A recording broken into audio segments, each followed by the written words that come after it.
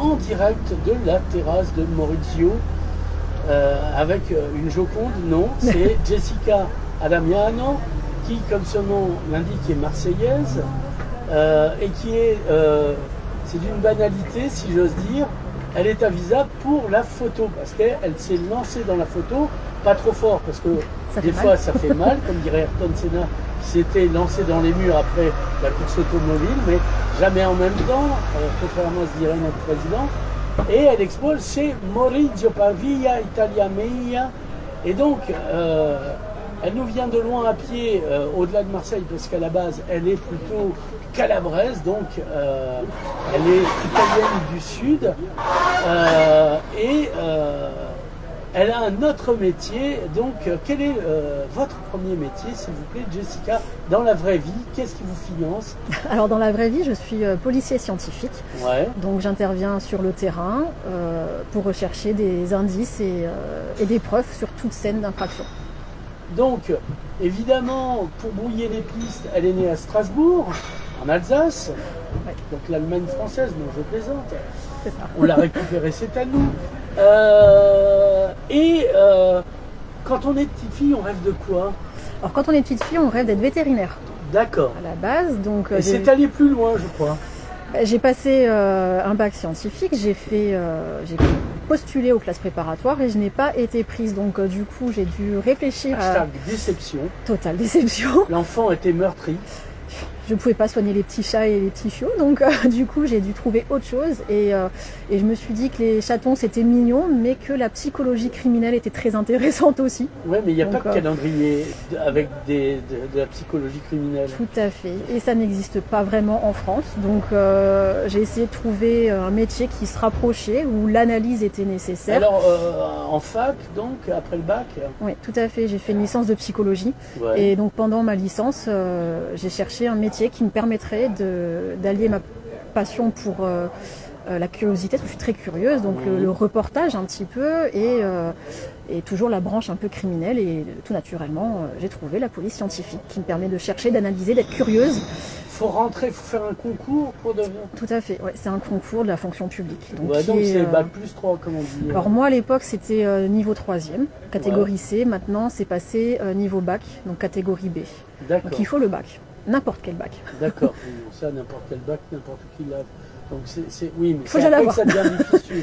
Voilà, donc voilà. C'est un concours, on est formé en interne et c'est grâce à ma formation que j'ai appris les techniques de photo. Oui, parce qu'on photographie les détails de scènes de crime. On photographie du général au détail. Ouais. Et c'est en apprenant en fait les techniques pour mon métier que j'ai eu envie de développer un côté artistique hors métier.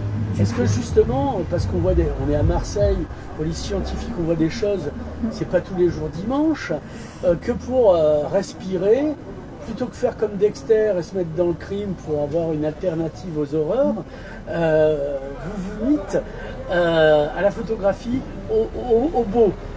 Alors déjà, la photographie m'a toujours passionnée.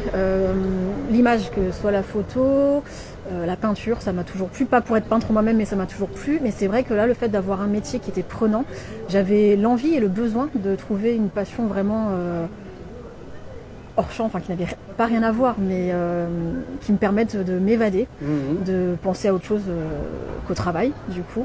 Et c'est assez naturellement que j'ai mis les techniques apprises au travail au service de ma passion artistique, du coup.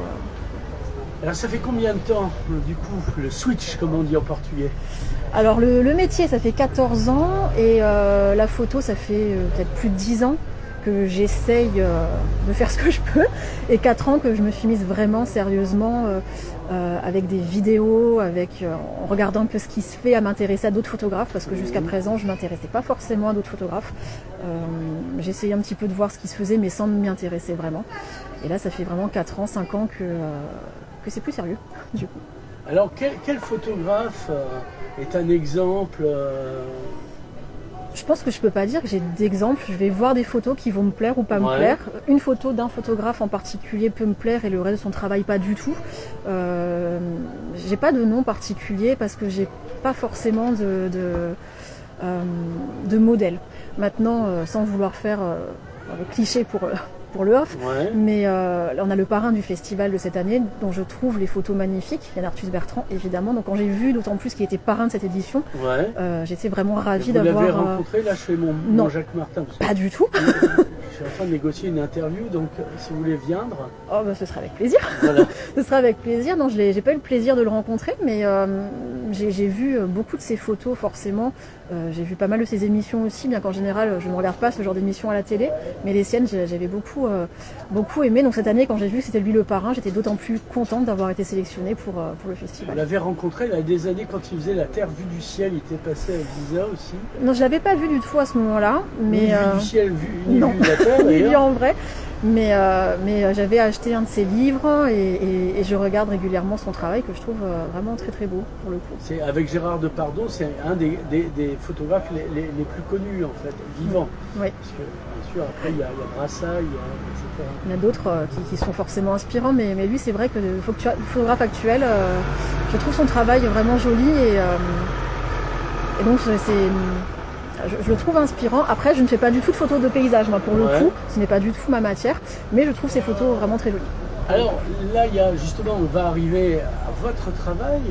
Il y a, donc vous êtes exposé à Italia Mia, Place Rigaud, chez l'ami Maurizio, qui m'a recommandé de vous rencontrer, il avait raison. Pour un travail, c'est beau, déjà c'est beau. Merci. C'est pas, c'est ça. Quand on est, je travaille un peu dans les égouts de l'information, ça fait du bien. C'est salvateur, c'est rédemptoire, si j'ose dire, ce type d'image. Et vous êtes un peu dans le détail, mais comme si le beau était une scène du crime, si j'ose dire. En fait, j'ai toujours... Sauf qu'il n'est pas mort, c'est l'avantage. Oh bah, les lieux sont pas très en forme, hein, ceci dit. Oui. Les lieux ne sont pas hyper en forme. Je suis vraiment... sur tout le style de photo que je peux faire, j'aime beaucoup les photos de détail. C'est vrai que les détails m'inspirent. Après, sur les vues un peu plus larges, j'aime bien le travail de la symétrie, de la profondeur de champ. J'aime bien les perspectives. Enfin, en général, je vais rarement faire une photo complètement de travers. C'est moins ce que j'aime. Mais j'essaye justement de construire, pas forcément une mise en scène, mais de travailler mon cadrage. J'aime bien les choses un peu géométriques. Et à côté de ça, j'aime bien les détails qui sont parfois complètement fouillis, donc ce qui n'a rien à voir avec ce côté très carré, très géométrique. C'est vraiment... Il y a deux photos qui m'ont marqué. Bon, il y a une église avec, alors je ne sais pas si c'est un retable, mais j'ai l'impression d'or. Tout à fait, oui. Voilà, il y a ça. Et puis une vieille malle avec des vieux livres. Que j'aimais beaucoup parce qu'il y a l'idée, parce que en fait c'est au-delà de la représentation du réel, il y a une permanence du temps dans chaque photo que vous faites. Il y a les églises, donc il y a cette notion, sauf quand on les crame évidemment, et c'est une pratique courante. En ce moment, oui, c'est la mode. Voilà, on oublie des mégots, tout ça, enfin bon bref.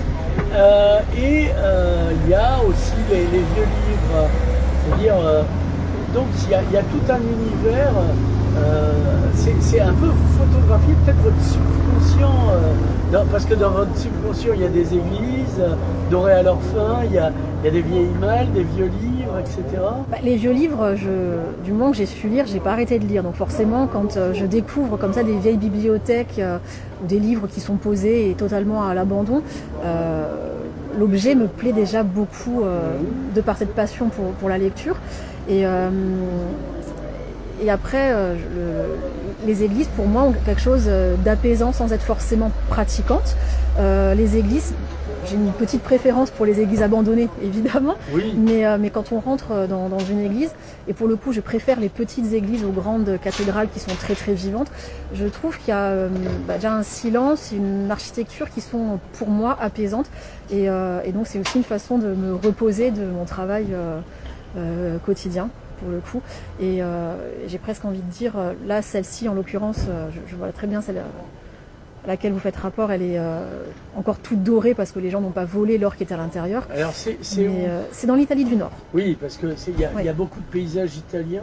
Oui, toutes ces photos, là, les 12 photos que je présente sont toutes faites dans des Milan, lieux en Italie, entre Turin et Venise. D'accord. J'ai fait plusieurs voyages pour faire ces photos-là. C'était des très très belles régions déjà de base.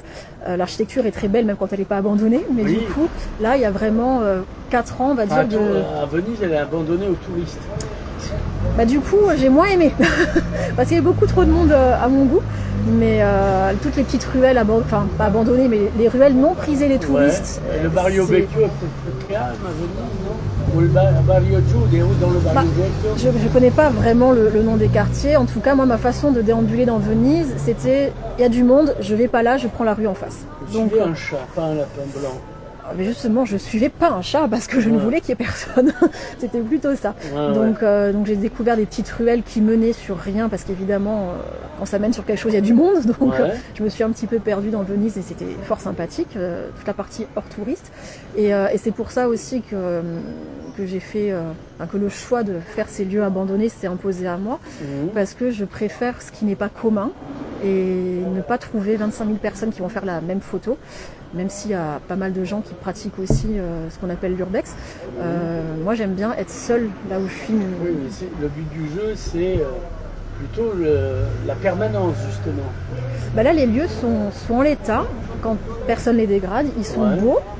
Et ils vont rester comme ça. Et en Italie, même l'abandonner en bon état, où il y a des trucs complètement...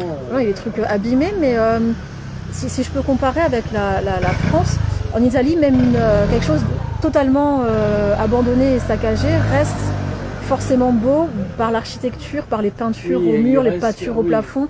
Après, j'ai de la chance d'avoir trouvé des lieux avec une petite chaise, un lit, un bureau, quelque chose qui reste, ou des choses où il y a encore tous les meubles qui sont là. Mais l'architecture italienne fait que les lieux sont beaux en eux-mêmes, même s'ils sont totalement vides et qu'il n'y a absolument rien du coup. Est-ce qu'il n'y a pas de gens chez vous, il me semble? Il n'y a pas d'humains? Pas sur cette série-là, non. Et avant, si, quand même, ça peut vous arriver de... Ici, non, mais... Alors ici, non. De base, non plus, parce que j'ai commencé à travailler ma photo en faisant vraiment de l'architecture, donc de la photo de rue, mais sans gens, des bâtiments, les églises, des musées. Et là, depuis cette année, je fais partie d'un club photo où un des thèmes de notre exposition a été la photo de rue, avec des gens. Donc j'ai dû apprendre à photographier des gens. Et alors, ils sont mieux que dans la scientifique? Ils sont vivants déjà, donc c'est bien. Et ça, c'est vrai que ça, du coup, me permet un rapport différent avec les gens de ce que je peux avoir dans mon travail. Et c'est super intéressant pour moi d'aller vers les gens autrement que par ma profession. Dans la scientifique, vous ne croisez pas que des morts quand même. Non, mais on croise des gens, les délinquants, les auteurs, mais également les victimes, les familles des victimes, et pour toutes sortes d'infractions. Donc forcément, en général, quand je rencontre des gens, c'est jamais dans des très bonnes conditions pour eux. Ils ne sont pas forcément ravis de me rencontrer, en général. Oui, parce que, voilà. Alors l'idée, c'est... est-ce que vous avez déjà sorti des livres, fait d'autres expositions avant? Alors j'ai eu l'occasion, grâce à une de mes amies qui habite dans le Vexin, de participer à une exposition qui s'appelle Des artistes dans mon jardin, à Véteuil. Et c'est organisé par la ville, donc en collaboration avec les gens qui ouvrent leur jardin à des artistes. Donc nous étions 2 photographes à ce moment-là. Il y avait des sculpteurs, des peintres et tout un tas... d'artistes divers et variés. Donc j'ai eu l'occasion, il y a 2 ans maintenant, de faire cette exposition. Et le Visa Off est ma 2e vraie exposition. Des envies de livres? Enfin, pas à lire, mais à faire à propos de la photo? J'y pense. Maintenant, c'est vrai que comme c'est ma 2e expo, j'ai peut-être une petite tendance à me sentir pas légitime pour sortir un livre. Les gens légitimes, quand on a des ministres démissionnaires, tout le monde est légitime. Hein, je veux dire. Il y a même des premiers ministres imaginaires, donc tout le monde a gagné, comme disait le regretté Jacques Martin. Il faudrait peut-être que je tente, mais c'est vrai que pour l'instant, j'ai... Le problème, c'est pas la fabrication, c'est est-ce qu'il y a un public que ça intéresse ou pas. Alors je pense parce que... Moi, j'ai fait imprimer en livre des photos que j'avais faites, et c'était parce que je voulais m'extraire du rapport à l'écran. Et à la fin, je doutais que moi-même, j'étais vivant quand j'ai vu le livre, donc je suis peut-être matérialisé quelque part. Quoi. Déjà, une première étape, ça a été de faire imprimer mes photos, de les imprimer déjà pour moi, d'en imprimer certaines pour moi, et de les avoir imprimées pour la première expo donc, que j'ai fait à Véteuil. Et déjà d'avoir effectivement l'objet photo imprimé, pour moi ça a été déjà une première étape, et très clairement, une photo pour moi, elle doit vivre pas sur un écran mais sur un objet. Donc le livre, j'y ai pensé, d'autant plus que j'ai déjà eu entre les mains des livres de gens que je peux suivre sur les réseaux sociaux qui ont sorti leur ouvrage, et c'est vrai que ça donne une qualité de photo, la photo est vivante même si on photographie des lieux qui ne le sont plus vraiment, donc j'y pense, mais c'est peut-être pas pour tout de suite. Alors quel appareil photo on utilise? Numérique, argentique, les deux? Non, moi j'ai un numérique pour l'instant. J'ai un boîtier réflexe. Ouais. Je me sers d'un grand angle parce que pour l'architecture comme ça me permet de vraiment embrasser toute la scène. Et j'ai un 50 mm pour les détails. Donc, pour l'instant, j'ai que 2 objectifs. En micro et en macro. Ils me servent à tout faire. Et l'argentique Alors mon papa avait un réflexe argentique, donc je devrais pas le dire, mais j'ai joué avec quand j'étais petite, j'avais pas forcément le droit. Mais pour l'instant, dans l'argentique, je me suis pas encore lancée. L'avantage du numérique, c'est de pouvoir reprendre ses photos, d'en faire plusieurs, mais c'est quelque chose qui pourrait me plaire. Plus ça va, plus je me dis que ça irait bien quand même. Ce ne sera peut-être pas pour ce genre de photo-là, mais plus pour la photo de rue, où on capture vraiment l'instantané et on ne peut pas le refaire, parce que de toute façon, c'est l'essence de la photo de rue, c'est le moment présent. Si on doit faire poser les gens, pour moi, ça a moins de sens.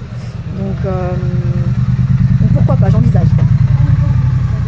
Alors, est-ce qu'il y a un site où on peut retrouver Jessica et ses photos? Pour le reste, ça ne me concerne pas. Et j'espère qu'avant longtemps, voire pas du tout.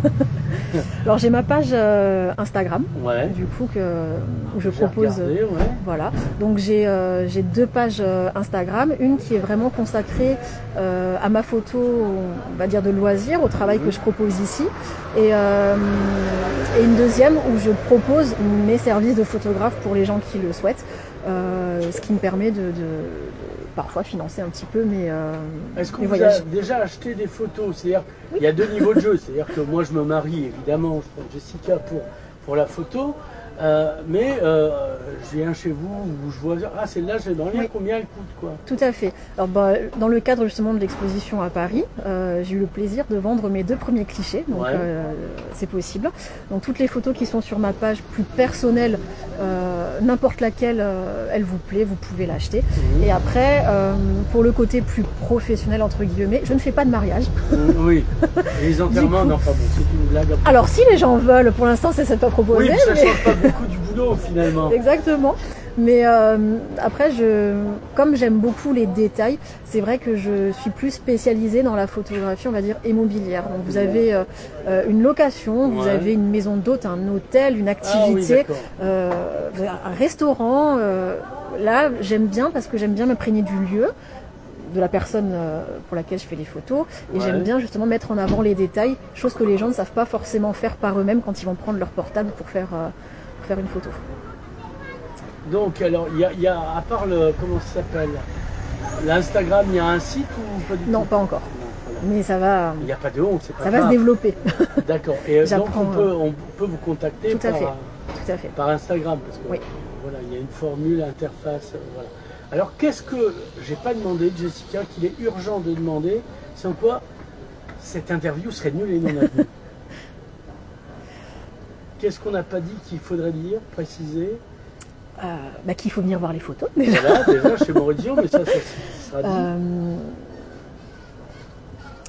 Je sais pas. Bon, on l'écrira. On pourra toujours écrire. Voilà, non, c'était pour qu'on termine comme ça. Bon, on donne un bonjour aux parents sans lesquels vous ne serez pas là, on va dire. Tout à fait, et particulièrement ma maman qui devrait pas tarder à arriver. Elle n'a pas encore vu l'exposition. Elle trépigne d'impatience à cette idée-là. Elle m'a toujours suivie, elle a toujours été derrière moi, et je pense qu'elle est encore plus fière de moi de l'exposition. Souvent comme ça. Après, a priori, oui. Mais non, elle m'a beaucoup donné